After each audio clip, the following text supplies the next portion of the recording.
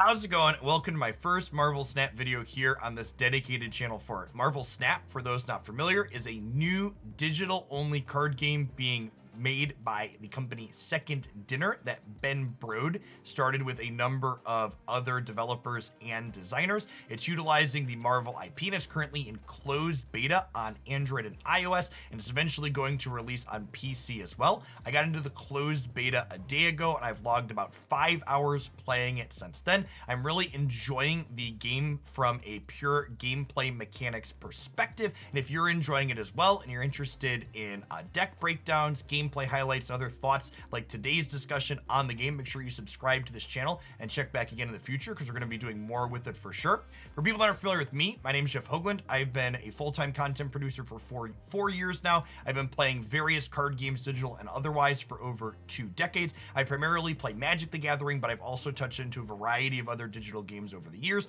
And the number one question that I know many of my viewers have when it comes to getting into a new card game is, what does the economy look like? You can't deck build or play sweet and fun things if you don't have access to sweet and awesome cards. So how you acquire things, how fast it is, how slow it is, how cheap it is, how expensive it is, these can really impact the quality of someone's experience with these games, especially ones that follow the free-to-play model like Marvel Snap, and so many do. Marvel Snap's economy is very unique compared to any other digital card game that I've touched, and that starts even with its deck building restriction. So all decks in Marvel Snap are 12 cards and singleton, which is nice from an economic perspective because it means you don't have to chase down or craft multiple copies of individual cards. Each player, when you make an account, gets paired with a starter deck, and then you simply begin playing. As you play, your cards will accrue experience from matches that they play. And when your card accrues enough experience, like my Shocker has here, you can click here to upgrade the card. Now, the card upgrade does not impact the power level of the cards. All the cards are the same at their base level or fully upgraded, but the cosmetics on the artwork gets more impressive and neat as the card levels up. Now, you're thinking to yourself, Jeff, I don't really care about cosmetics, I just want to play the game. Well, upgrading cosmetics on the card is how you upgrade your account level, and upgrading your account level is currently the biggest way in which you acquire cards here in Marvel Snap. So you can see here, my account is all the way up to level 84 here after upgrading lots of cards from playing and spending a bit of free and premium currency. Every 4 levels, you get a card here. There are some set cards that you earn at the beginning, and then eventually, when you get up into the mid-tier, you start getting a mystery card every 4 levels in here. You also get credits and card boosters.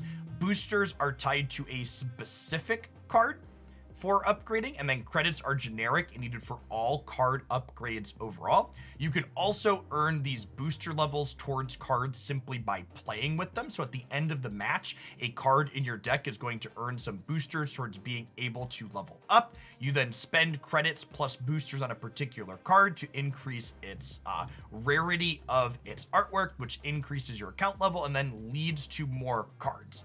Now, that being said, understanding the currency systems in this game is kind of key to understanding how the economy works. And honestly, I'm not really certain if I feel good or bad about how this works. So the main thing to know is, as structured currently in the closed beta for Marvel Snap on May 26, 2022, there are a ton of time gates on how quickly you can acquire things and tier up cards. Not only are you time gated on daily missions, providing you free to play credit, but even if you are someone who's willing to spend money on the game, converting the paid premium currency of gold that you spend real dollars on into credits is time gated per day here.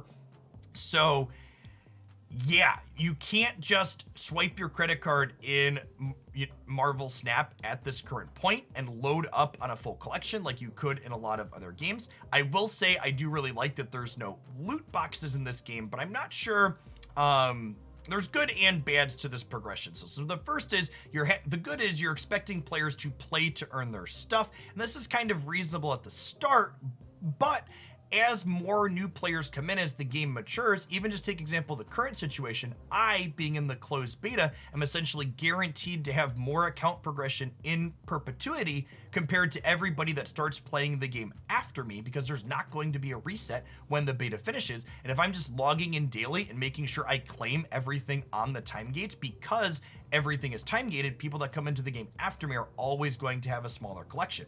The next thing is that there's no current way, I mentioned those mystery cards on the level track, there's no current way to get specific cards that you're looking for. So if you see a creator such as myself highlight a sweet deck, you don't have a way to say, oh, I'm missing these 3 or 4 cards from this deck, this is my path to get to them. You kind of just have to keep playing with the cards that you already have and hope that you roll into the cards that you're missing from that deck, or can make substitutions that may or may not be reasonable in that given deck list. So I'm going to be interested to see how this plays out.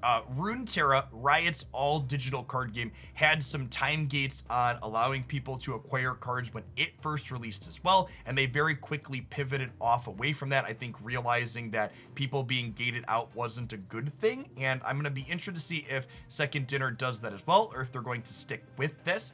I will say the rate at which I've acquired new cards feels very reasonable. I've acquired a pretty decent collection here in the first little bit. Unlike a lot of other games like Hearthstone and Magic, there's no colors or classes in this game, so you kind of mix and match cards how you want. That being said, there are certain cards like, say, Spectrum here, that this obviously is a card that plays into a theme, and it can definitely be a pretty big feels bad to like have a lot of cool cards for a given theme, but be missing that key one that keeps you from playing the deck optimally. Did I miss anything? Have you been playing with this beta or watching other creators play with it? I think I covered everything that has to do with how you get cards. I guess one other thing worth mentioning past the free-to-play missions that reset on the daily a couple times a day is that there is also a premium season pass here where you can get some cards and credits and gold out of if you pay for this as well, and other cosmetic stuff. But yeah, I'd love to know your feedback in the comment section down below. If you think this current economic model sounds reasonable, if you think changes would be good, what changes you would like to see. Stay tuned and make sure you drop the channel a subscription if you want some deck highlights and gameplay videos for Marvel Snap, because I'm hopefully going to be bringing them real soon. Thanks for watching, folks.